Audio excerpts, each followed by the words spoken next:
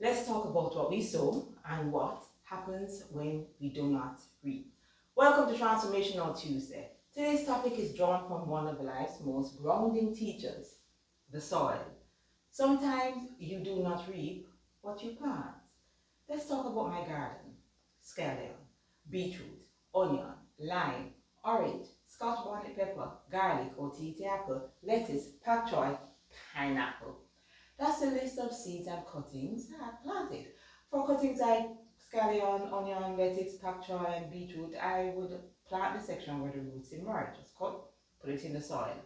Simple enough in theory, but gardening like life rarely stays simple for long.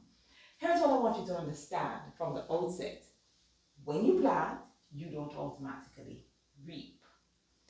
You may face disappointment, unexpected challenges, problems you miscalculated, revelations about how much you do not know, or on good days, the deep quiet reward of a harvest you worked for. So, neglect also has consequences when you do not do your part, when the watering is inconsistent, which I've been guilty of, when the attention is absent, the crop suffers, not because the seed was bad, but because the conditions were not maintained. The same is true about life. Let me be transparent with you. I discovered that the soil for my pineapples was not well suited. Watched my lime and scotch bonnet plants grow with such promise, only to lose them to slugs I never anticipated and did not know how to manage. The frustration was real, the disappointment was real, but so was the lesson. So let's talk about that. I had started this journey out of pure curiosity. I cut some scallion, planted it. I watched it grow with kind of excitement I did not expect. The reward of harvesting something I grew that was used in my kitchen was, well, words definitely cannot fully express that feeling. So I expanded. More cuttings, more seeds, more ambition. With that expansion came new problems. More slugs, more devouring of my crops, overwatering for some crops, underwatering for others. I lost crops. I felt disappointed and frustrated. I also had to be honest with myself. I had not done my research. I had jumped in with enthusiasm, but without adequate preparation. Now I have to, well, let's talk about the beetroot.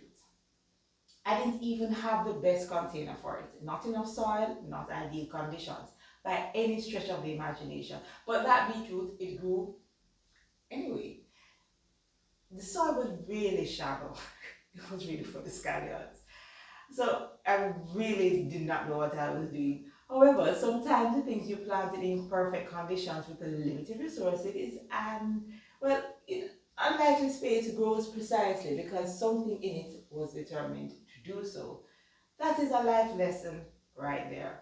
What made it even more remarkable was what I discovered along the way. I had never seen beetroot leaves before. When they emerged, they were beautiful, deep crimson stems, fanning out like something planted. It was beautiful.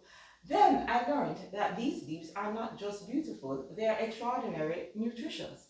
They are rich in vitamin A, C, and K, calcium, and iron. Exceptional additions to a vegetable dish. I had planted something expecting one reward, and the plant gave me two. Sometimes the harvest surprises you. Now let's get back to the slugs. Having lost most of my initial lime, orange, scotch bonnet plants to slugs, and whatever else had been making its way through my garden, I replanted new seeds, a second attempt. But because that is what you do when the first harvest doesn't come, you don't quit, you don't give up. You don't abandon the soil, you go again, this time with more knowledge, more preparation, so I told myself, and more respect for the process. More practically, I reached out. I called a farmer, well, I called two, and asked for guidance. I was told to boil neem leaves, place the solution in a spray bottle, and apply it nightly to keep the slugs at bay. It does work when I'm consistent. And I should also share, in a moment of what I can only describe as creative desperation, I added thumbtacks to the containers. Yes, I said thumbtacks. The theory was sound in my head. The slugs disagreed. I leave those results to your imagination. And then we're going to look at the watering. I was advised to take 20 fluid ounce Plastic bottles, make a hole at the top of the bottles, turn it upside down and allow it to drip slowly, because slow consistent watering over several days is better than neglect followed by flooding, which is me overwatering.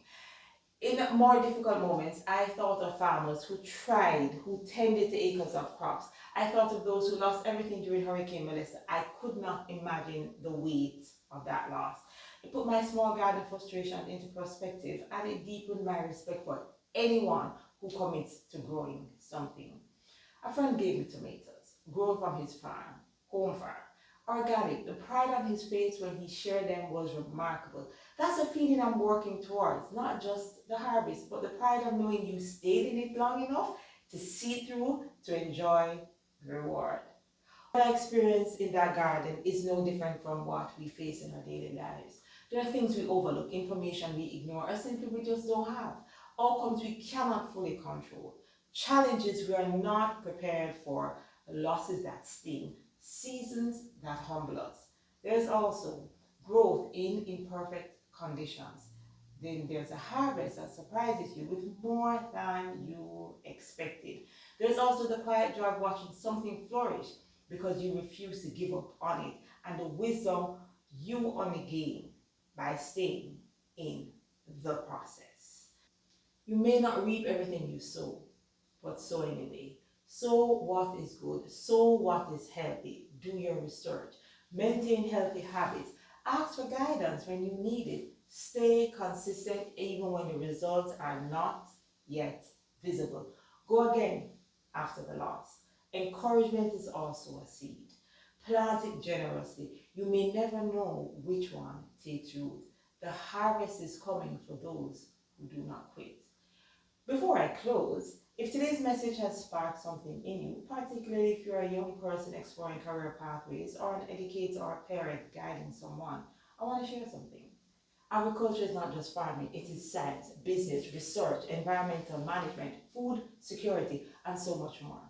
I created an agriculture career guide. My career, my journey, what's next? The agriculture edition is distributed through Elijah Springs JA, specifically designed to open the full breadth of what these fields offer.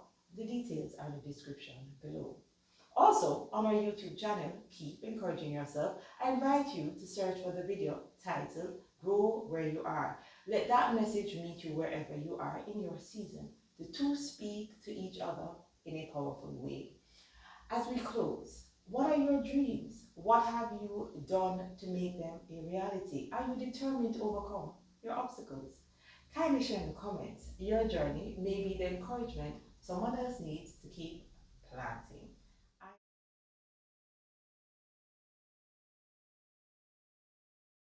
Join the conversation. Like, comment, share, and subscribe. Find transformational truths on all major platforms and keep encouraging yourself.